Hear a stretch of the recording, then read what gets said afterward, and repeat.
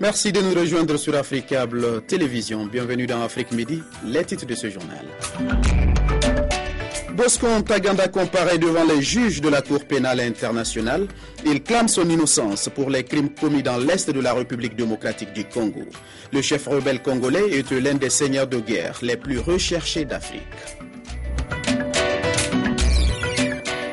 Le franc CFA sera remplacé par l'ECO, la future monnaie unique de l'Afrique de l'Ouest, ne sera réalité que d'ici 2020. Les députés membres du Parlement de la CEDEAO veulent donner un coup d'accélérateur afin de concrétiser cette nouvelle monnaie. Mesdames et messieurs, merci de nous accueillir chez vous et d'avoir choisi Africable Télévision. Dans l'actualité au Mali et en bref, le Conseil de sécurité de l'ONU examine à partir d'aujourd'hui les recommandations du rapport Ban Ki-moon. Le secrétaire général balancerait entre deux options pour prendre la suite des opérations franco-tchadiennes. L'une d'elles évoque une force parallèle de 11 200 casques bleus. Pour l'instant, il y a quelques résistances au sein de l'appareil des Nations Unies.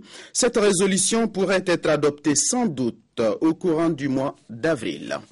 Nous poursuivons avec l'actualité. Insaisissable, il y a quelque temps, il était l'un des seigneurs de guerre les plus recherchés d'Afrique. Aujourd'hui, prisonnier à La Haye, aux Pays-Bas, il comparaît devant les juges de la Cour pénale internationale. Bosco Ntaganda clame son innocence pour les crimes commis dans l'est de la République démocratique du Congo. Devant la Cour pénale internationale ce mardi, le début d'un long face-à-face. Dans le box des prévenus, Bosco Ntaganda, crâne rasé et costume sombre. Le milicien congolais recherché depuis 6 ans s'est rendu de lui-même la semaine dernière et c'est sa première comparution. L'audience est en fait une simple formalité. Elle sert à vérifier son identité et l'informer des charges qui pèsent contre lui. Mais Bosco Ntaganda veut saisir l'occasion pour clamer son innocence. La présidente l'interrompt. L'audience d'aujourd'hui n'est pas un procès. Ce n'est pas une audience de confirmation des charges. Aucune preuve n'est présentée et on n'aborde pas la question de la culpabilité ou de l'innocence. Terminator était l'un des chefs de guerre les plus recherchés de la région des Grands Lacs. Les crimes pour lesquels il est poursuivi, crimes de guerre et crimes contre l'humanité, portent sur la période 2002-2003, lorsqu'il était le bras droit de Thomas Lubanga, le chef rebelle Tutsi congolais, lui-même condamné par la CPI. La procédure va sans doute durer des années, mais pour les victimes, c'est déjà le soulagement. Nous sommes vraiment quand même très satisfaits et très contents d'écouter que l'homme est allé maintenant à la CPI. Donc c'est pour nous une liberté que nous venons maintenant d'avoir aujourd'hui. C'est un signal fort de lutte contre l'impunité. Je crois que tous les seigneurs de guerre savent maintenant qu'un jour ils seront jugés des actes qu'ils ont commis. Prochaine étape, l'audience de confirmation des charges. Ce sera dans 6 mois, le 23 septembre prochain. Les juges détermineront alors si les preuves sont suffisantes. En Centrafrique, la chasse aux pillards se poursuit 3 jours après le coup d'État. Les rebelles de la Séléka règnent en maître à Bangui. Et ces nouveaux maîtres ont bien du mal à endiguer le phénomène. Les nouveaux maîtres de Bangui patrouillent dans les rues de la capitale, transformées en zone de non-droit depuis leur coup de force dimanche. Rapidement, les hommes repèrent des tirs isolés dans un quartier populaire. Le tireur est interpellé et identifié comme un partisan du général Bozizé, le président déchu. C'est pas pour les Séléka. Bon, pour nous, ça c'est genre, par exemple pour le colonel, regardez-moi ici. Ça c'est le civil qui sont les ex-présidents Bozizé, qui ont donné les armes à civils. Donc maintenant on commence à ramasser par un à un. Un quart d'heure plus tard, ce sont des jeunes rebelles qui attirent l'attention de la patrouille. C'est qui? Général qui? L'interrogatoire est expéditif. Celui-ci est incapable d'y répondre. Il repartira, mais sans son arme. Ça, c'est le violement non contrôlé. Bon, maintenant, on a attrapé les armes et on a remis à la brigade rouge. De quartier en quartier, les contrôles se suivent et se ressemblent. Vous voyez ce gars en train de discuter avec ces gens, parce qu'il ne fait pas partie des membres de la Séléka. Pourquoi on l'a attrapé ici, on est en train de le déshabiller et Entre les faux rebelles, les éléments incontrôlés de la Séléka et les bandits ordinaires, la confusion est totale. Les patrouilles ont fort à faire.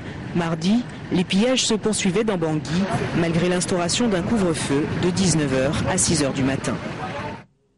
Dans le reste de l'actualité, la Mauritanie, l'organisation de la mise en valeur du fleuve Sénégal OMVS a un nouveau commissaire, l'ancien premier ministre guinéen Kabiné Komara, qui est secondé par le Malien Marimantia Diarra. La conférence des chefs d'État, quant à elle, sera dirigée par le Mauritanien Mohamed Ould Abdelaziz et le Conseil des ministres de l'organisation par le ministre malien de l'énergie et de l'eau, Makan Tounkara. Contenter tout le monde sans se brouiller avec personne. Le 15e sommet de l'OMVS aura été équilibriste jusqu'au bout. Preuve, un haut commissariat cédé à l'incontournable Guinée, fraîchement revenu dans l'espace. Un haut commissariat adjoint taillé sur mesure, pointure Marimantia Diarra du Mali. Et voilà renouveler l'instance exécutive, comme l'exigeaient les partenaires financiers. Le ton était déjà donné à l'ouverture du sommet, qui se voulait aussi celui de la reconstitution de la famille originelle de l'OMVS, Guinée, Mali, Mauritanie, Sénégal. Et revoilà la Guinée au grand bonheur du président Alpha Condé. Comment pourrait-on imaginer l'OMVS en la Guinée, sauf du fleuve Sénégal et de tant d'autres qui font de mon pays le château d'eau de l'Afrique de l'Ouest? L'instrument harmonieux de développement que l'OMVS tient sa 15e conférence au moment où les défis l'envahissent de toutes parts, d'où le souhait de l'hôte du sommet, le président Mohamed Ould Abdelaziz, de faire actionner simultanément tous les leviers de l'arsenal OMVS. C'est sûr, le délicieux dîner de la veille, haut en couleur musicale, a contribué à adoucir les mœurs et donc les tensions prévisibles.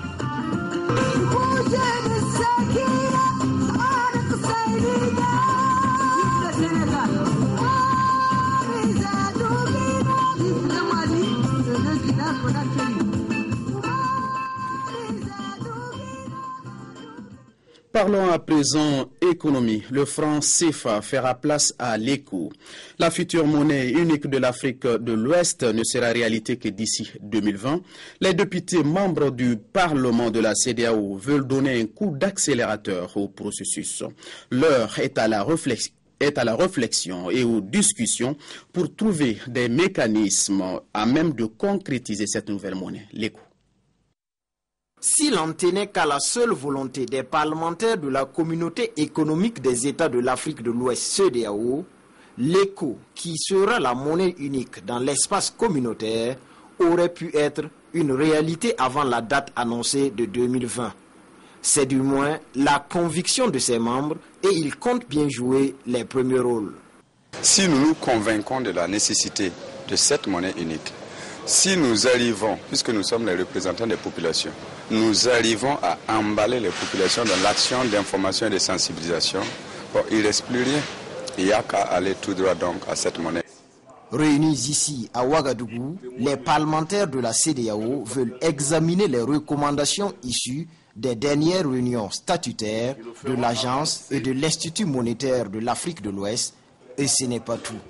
Nous étions en Sierra Leone en juillet dernier et lors de cette réunion, il a été envisagé de créer un réseau interparlementaire pour justement essayer de pousser, d'aider en parallèle l'exécutif, les différents exécutifs par des parlementaires à accélérer le processus. Ce réseau qui sera mis en place au cours de la présente rencontre aura 7 ans pour faire ses preuves. Les populations, elles, attendent impatiemment d'accueillir à bras ouverts le futur nouveau-né au regard des avantages certains que cette monnaie unique apportera dans l'espace communautaire. Visite du roi Mohamed VI au Gabon et l'axe Rabat-Libreville se renforce avec la signature de 6 conventions. Le Maroc et le Gabon s'engagent à échanger leurs expertises dans le domaine de la protection civile, ainsi que des technologies et des systèmes d'information. Ils envisagent également de mettre en place des experts communs pour le contrôle de la qualité des produits, notamment agricoles. Et une convention a été conclue pour la diffusion de Radio Méditerranée Internationale. La coopération entre Rabat et Libreville se renforce par la signature de 6 conventions devant Sa Majesté Mohamed VI et le président Ali Bongo Ondimba. Le premier accord porte sur l'amélioration de la qualité des produits échangés entre les 2 pays.